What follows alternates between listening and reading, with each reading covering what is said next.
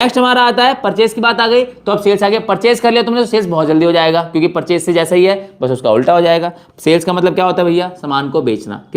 किसको, सामान को बेचना। तो सेल्स सोल्ड गुड्स फॉर 25,000 या sold goods for cash for 25,000, sold goods to Ramya for 25,000 for cash. तो तीनों केस में कैश की बात हो रही है, कैश वाले ट्रांजेक्शन है।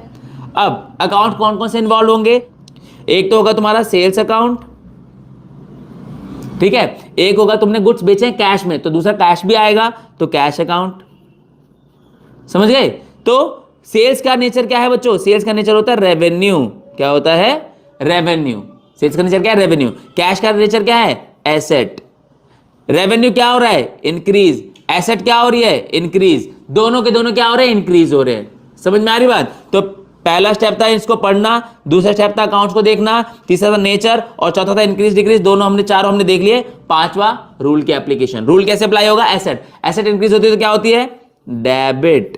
और रेवेन्यू इंक्रीज होता है तो क्या होता है, क्रेडिट। तो नरेशन में रिकॉर्डिंग में, जर्नल में कौन पहले जाता है, डेबिट पहले जाता है। तो क्या हो गया entry, cash account debit to, cash account debit to sales account. कितना अमाउंट कितना था, 25,000। नरेशन लिख दो अपनी, being sold goods to Ramya for cash ₹25,000, खत्म।